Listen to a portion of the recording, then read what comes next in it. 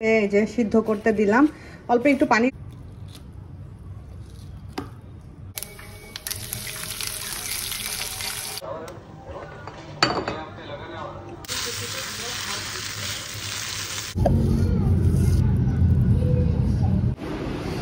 আমার লাড্ডুকে তার নানি জিজ্ঞেস করছে যে তোমার জন্য কি নিয়ে আসবো ভাইয়া।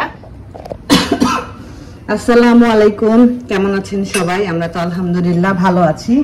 এখানে দেখতে পাচ্ছেন কচুর ডগা, কচুর শাক না, সবগুলোই কচুর ডগা। এগুলো ওই যে আমাদের উইয়ের যে প্রোগ্রামটা হলো, ওইখানে তো যাদের ফার্ম আছে বা যারা হোমমেড ফুড নিয়ে কাজ করেন, এরকম প্রোগ্রাম হলে ওনারা ওনাদের প্রোডাক্ট নিয়ে আসেন। তো আমরা সবাই সেটা যে যেরকম পারি, যে যতটুকু লাগে কিনে নেই। তো এটা হলো আমাদের উইয়ের যে এখানকার হেড, ওই মালয়েশিয়া চ্যাপ্টার টিনা আপুর ফার্মের কচু। আমি কচু শাক আনতে বলেছিলাম, তো আপুর ফার্মের কচু শাক শেষ, আর এগুলো সব বড় বড় ডগা হয়ে গেছে। তো এগুলার যে শাক, সেগুলো অনেক বড় বড় পাতা, ওগুলা মানে নষ্ট পাতা আর কি, ওগুলা খাওয়া যায় না। তো এই ডগা নিয়ে এসেছি, তো এটাকে আজকে রান্না করব। ফ্রিজে রেখে দিয়েছিলাম, এখন ভালোভাবে ফার্স্টে ধুয়ে নিলাম। এটাকে ছিলবো না, আম্মু আমাকে ছিলতে মানা করেছে। আম্মু বলতেছে এরকম ডগা নাকি ছিলতে হয় না, যা শুধু ধুয়ে ছোট ছোট টুকরো করে সিদ্ধ করলেই নাকি সুন্দর সিদ্ধ হয়ে যায়। তো সেই কাজটাই এখন আমি করব। আগে ধুয়ে নিয়েছি, এখন কেটে নিব আর কি, কচুর আর কি দাগ কষ। তো ঠিক আছে, কেটে নিই। এই তো এগুলোকে সুন্দর করে এভাবে করে কেটে নিয়েছি। কেটে এই যে সিদ্ধ করতে দিলাম, অল্প একটু পানি দিয়ে নিয়েছি এই প্যানটার মধ্যে, কারণ না হলে কচুটা নিচে লেগে যেতে পারে তাড়াতাড়ি, এ কারণে পানি দিয়ে নিয়েছি। এখন ওই অল্প একটু পানি আর কচু থেকে যা পানি বের হবে তা দিয়ে এটা সুন্দর মতো সিদ্ধ হয়ে যাবে। আর আজকে রান্না করব আপনাদের ভাইয়ার বড়শি দিয়ে ধরে আনা সেই বিশাল বড় শোল মাছ। তো এটাকে এখন ভিজিয়ে রেখেছিলাম, এখন ছোট ছোট করে কাটবো। তো কি দিয়ে কি রান্না করব এখন আমি বুঝতে পারছি না, মাথায় এখনো কাজ করছে না। যাই হোক, দেখি কিভাবে কি রান্না করি, সেটা তো আপনাদের সাথে ইনশাআল্লাহ শেয়ার করব। কিভাবে রান্না করতেছি না করতেছি, অনেকদিন পরে মনে হয় আমি আপনাদের সাথে রান্না শেয়ার করতেছি। নর্মালি রান্না তো এখন শেয়ার করা হয় না। ওই দিনকে ওইটাকে কাটা টাটা কেটে গায়ের আঁশ টাশ ছাড়িয়ে এভাবে করে একটু ধুয়ে রেখে দিয়েছিলাম ফ্রিজে, পরশুদিন আর কি, পরশুদিনে ধরা মাছ এটা। তো আজকে রান্না করব ফ্রেশ ফ্রেশ। তো শোল মাছটা না অনেকে খেতে চায় না, কেন জানেন? অনেকে খেতে চায় না উপরের এই চামড়াটার কারণে। কারণ এই চামড়াটা দেখতে একটু অদ্ভুত লাগে না, একটু ওই যে ওই প্রাণীটার সাথে একটু মিল আছে আর কি, এ কারণে অনেকে খেতে চায় না। তো চামড়াটা যদি ছিলে ফেলা যায় তাহলে তো খুবই ভালো। আমি অবশ্য চামড়া সহ খেতে পারি, কিন্তু আজকে মনে হলো চামড়াটা ছিলে ফেলি। তো চামড়াটা সুন্দর করে ছিলে ফেলেছি পুরো মাছটার গা থেকে। এখন সুন্দর করে মাছগুলোকে ছোট ছোট টুকরো করে নিব। শোল মাছ না একটু ছোট ছোট টুকরো করে রান্না করলে কিন্তু মজা লাগে। তো আজকে শোল মাছ রান্না করব 3 রকমের তরকারি দিয়ে, এবং কি কি দিয়ে রান্না করব সেটা তো অবশ্যই আমি আপনাদের সাথে শেয়ার করব। তো অনেক দিন পরে রান্নার ব্লগ শেয়ার করতে গিয়ে আমার কাছেই ভালো লাগছে। তো এইখানে দেখতে পাচ্ছেন আলু, এটা কিন্তু আমাদের বাংলাদেশের আলু। এই আলুগুলো বাংলাদেশ থেকে এসেছে। তো আমি ওই দিনকে উইয়ের ইভেন্টে টিনা আপুর কাছ থেকে আলু নিয়েছি। তো এগুলো দিয়ে আজকে শোল মাছ রান্না হবে। এগুলোর সাথে আরও 2 রকমের তরকারি থাকবে। এখানে আমি পেঁয়াজ কুচি করে নিয়েছি সুন্দর মতো একদম। আর এই যে এই মাছটুকু রান্না করব, এটাকে সুন্দর করে ছোট ছোট পিস করে কেটে খুব ভালোভাবে ধুয়ে নিয়েছি। আর এই যে দেখেন আমার কচুর ডগাগুলো কিন্তু সুন্দর সিদ্ধ হয়ে এসেছে। আরেকটু সিদ্ধ হলে তারপরে এগুলোকে থেতলে নিব। থেতলে নিলে এটা ডগা না শাক কোনো ডিফারেন্সই বোঝা যাবে না। তো শোল মাছটা রান্না করার জন্য আমার একটা স্পেশাল মশলা লাগবে, সেটার কারণে আমি তেলের মধ্যে প্রায় 1 চা চামচ পরিমাণ জিরা আর হাফ কাপ পরিমাণ পেঁয়াজ কুচি দিয়ে বেরেস্তার মতো করে নিচ্ছি। আর এখানে আমি এখন শোল মাছটা রান্নার জন্য তেলের মধ্যে পেঁয়াজ কুচি দিয়েছি। পেঁয়াজটা যখন একটু ভাজা ভাজা হয়ে আসছে, তখন আমি প্রথমে এর মধ্যে দিয়ে দিব অল্প একটু পানি, কারণ পানি না দিলে মশলা পুড়ে যাবে। পানির মধ্যে এখন দিচ্ছি আদা বাটা, রসুন বাটা, পেঁয়াজের বাটা, যেসব বাটা আমরা নিত্য নৈমিত্তিক রান্নায় দেই সেগুলোই দিয়ে দিচ্ছি। তারপরে একটু কষিয়ে নিয়ে এই 3টা মশলা একটু হালকা কষিয়ে নিয়ে এর মধ্যে আমি অ্যাড করব হলো স্বাদ অনুযায়ী লবণ। লবণটা যার যার যে যেমন টেস্ট অনুযায়ী খায় সে অনুযায়ী দিতে হবে। হলুদের গুঁড়া দিয়ে দিচ্ছি, মরিচের গুঁড়া দিয়ে দিচ্ছি, ধনিয়ার গুঁড়া, জিরার গুঁড়োটা দিব না, কারণ জিরা তো পেঁয়াজের সাথে বেরেস্তা করে নিয়েছি, ওইটাকে আমি ব্লেন্ডারে পেস্ট করব। আর অ্যাড করব অল্প একটু লাল মরিচের গুঁড়ো, যাতে করে সুন্দর একটা কালার আসে, এজন্য একটু লাল মরিচের গুঁড়ো দিয়ে দিচ্ছি। তো এই মশলাটাকে ভালোভাবে আরেকটু পানি দিয়ে সুন্দর করে এখন কষিয়ে নিব।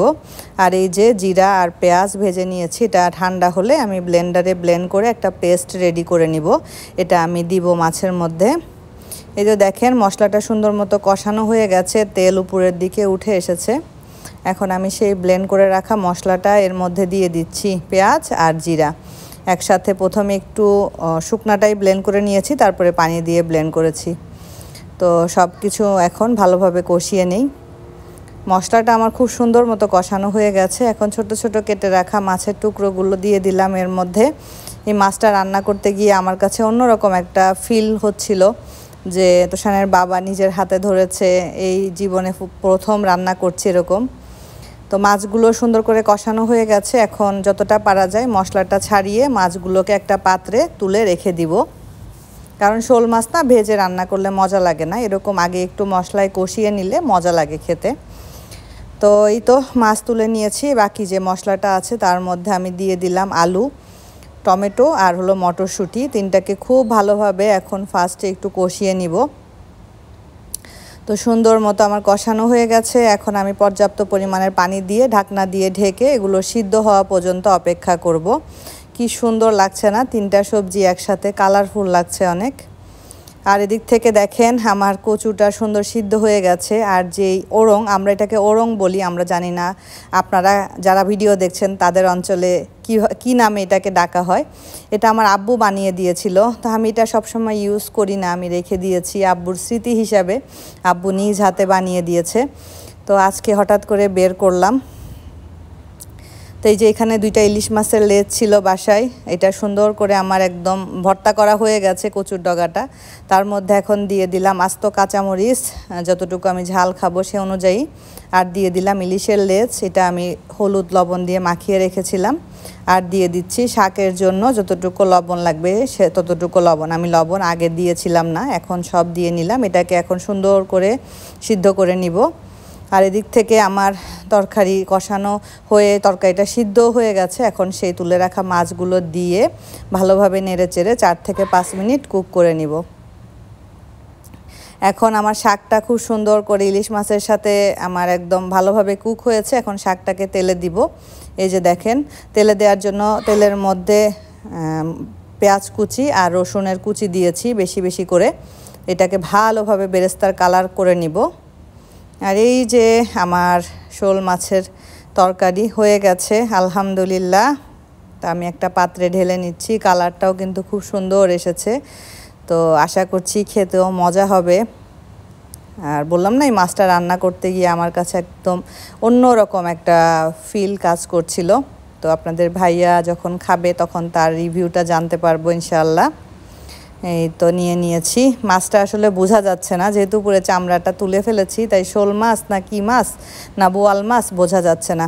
এই যে আমার শাকটাও তেলে দেওয়া হয়ে গেছে, খুব সুন্দর করে এটাকে আমি এখন নেড়ে চেড়ে চুলাটা বন্ধ করে একটা পাত্রে ঢেলে নিব। সুন্দর মতো অল্প একটু হয়েছে, বাট এটুকু দিয়ে আমার মানে মজা করে ভাত খাওয়া হয়ে যাবে 2-3 দিন ধরে আর কি। আমি কচু শাক খুবই পছন্দ করি, আমি কচু শাক দিয়ে একদম 1-1.5 প্লেট ভাত অনায়াসে খেয়ে ফেলতে পারবো।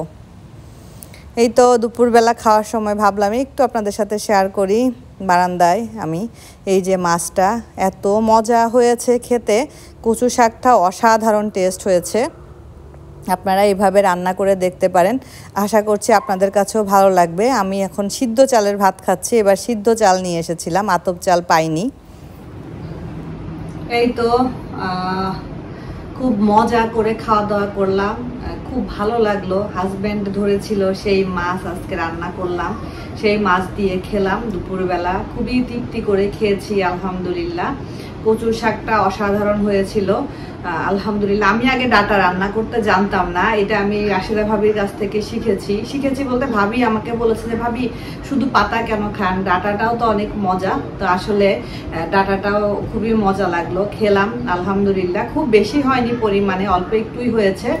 তো ভাবির জন্য একটু রাখলাম, ভাবিকে দিব, মাছের তরকারিটাও দিব। আর যারা আপুদের বাসায় পাঠাইতে চাইছিলাম, কিন্তু আপুর বাসা তো একটু দূরে, তো আপুর জন্য একটু মাছ রেখে দিয়েছি। এর পরে যখন রান্না করব তখন আপুকে ইনশাল্লাহ দিব। যদি ভাইয়া খায় না, রাফি ভাই খান না, অথচ রাফি ভাই কিন্তু তোষানের বাবা শাহেদ ভাইকে ওই ফার্মে নিয়ে গিয়েছিলেন মাছ ধরার জন্য। তো অন্যরকম একটা ভালো লাগা কাজ করছে। আর একদম বাংলাদেশের ফ্রেশ আলুটা, যেটা বাংলাদেশে আমরা নর্মালি খেয়ে থাকি, এখানকার আলুগুলো না একদম প্যাঁচা টাইপের, তরকারিতে দেওয়ার সাথে সাথেই গলে যায়, কোনো মজা নাই। তো বাংলাদেশের আলু পেয়েছি। যদি আমাদের বাসায় মানুষ আরো বেশি থাকতো তাহলে আমি আলু পুরো 1 কার্টুনই কিনে নিতাম। 1 কার্টুন করে ছিল, আমি 4 কেজি নিয়েছি। ভালো লাগে, মানে এই যে এখানে যে আপুরা আছেন, আমাদের উইয়ের কোনো প্রোগ্রাম হলে ওনাদের ফার্মের ফ্রেশ সবজিগুলো নিয়ে আসেন, খুবই ভালো লাগে। বাহিরে বৃষ্টি হচ্ছে প্রচুর পরিমাণে। আজকে আমি আমার বারান্দাটা ক্লিন করেছি, বারান্দার অবস্থা একদম করুণ হয়ে গিয়েছিল। গত পরশু দিনের বৃষ্টিতে বারান্দায় একদম ময়লা টয়লা হয়ে পাতা টাতা পড়ে খুবই খারাপ অবস্থা হয়েছিল। তো আমি আজকে ক্লিন করলাম। আর আস্তে আস্তে দিন গুনতেছি, যেহেতু ভিসার জন্য সব কাগজপত্র জমা দেওয়া হয়েছে আলহামদুলিল্লাহ। আল্লাহ যদি চান, আপনাদের দোয়ায়, আল্লাহর অশেষ রহমতে আশা করি ইনশাআল্লাহ ভিসাটা হয়ে যাবে। আল্লাহ যদি সবকিছু ঠিকঠাক রাখেন, সবকিছু যদি ঠিক হয়, তো তারপরে তো টিকিট কাটার পালা। এরপরে ইনশাআল্লাহ দিন আরো আস্তে আস্তে আগায় আসবে। তো এই আসবে এই জিনিসটা বেশি ভালো লাগে। আসলো আর হুট করে সময়টা চলে যাবে, যাওয়ার সময় হয়ে যাবে, তখন খুবই খারাপ লাগবে।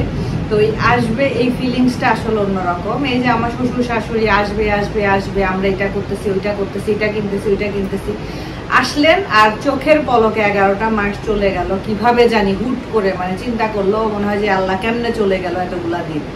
আর সেখানে তো আমার আম্মা খুব বেশি হলে 2 থেকে 3 মাস থাকবে। ভাইয়ারা তো তার আগে চলে যাবে, ভাইয়ারা তো এতদিন থাকবে না, বাড়ি ঘর আছে, তানের পড়াশোনা আছে, তারপরে সবকিছু মিলায় তো এতদিন আমার কাছে থাকতেও পারবে না, এখানে এতদিন থাকার পারমিশনও দিবে না। এই তো অবস্থা আর কি। আর তোষান তাবিবের কালকে থেকে স্কুল শুরু।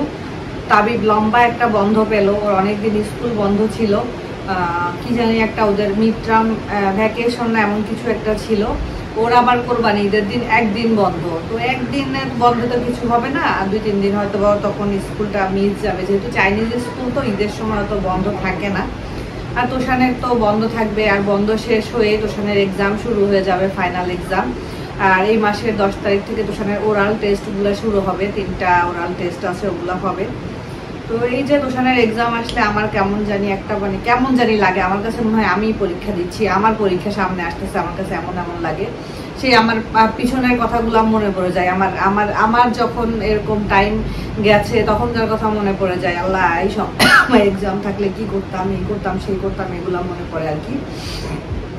যাই হোক, দোয়া করবেন ভালোভাবে যেন ফাইনাল এক্সামটা দিতে পারে। ও ক্লাস 3 থেকে 4-এ উঠবে ইনশাআল্লাহ।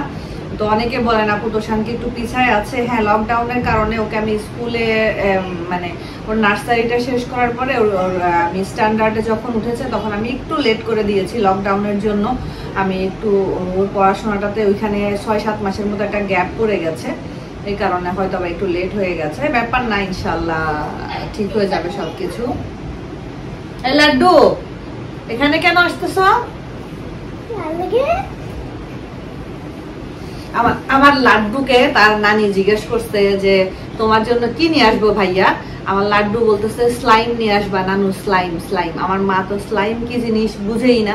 আমার মা বলতেছে কি বলতেছে, আমি বলছি মা ও যা চাইছে ওগুলো তুমি বুঝবা না, ও তোমার বোঝারও দরকার নাই, তোমার কিছু আনতে হবে না, তোমার কিছু কিনে দিতে হলে তুমি এখানে এসে কিনে দিও। দেখি লাড্ডু, বসবা কোলে বসবা। হ্যাঁ ওইদিকে তাকো, সবাইকে সালাম দাও। ভালো আছো? সবাই তোমাকে আদর করে? কত আদর করে? কবি তোমার বেস্ট ফ্রেন্ডের নাম কি? Adra, Alia. ওকে, দেন তোমার বেস্ট কে, সবচেয়ে বেস্ট ফ্রেন্ড মানে বাসায় যায়, বাসায় যে গেস্ট আসে তার মধ্যে সবচেয়ে কে বেশি আদর করে তোমাকে? Superman Chachu and Baba.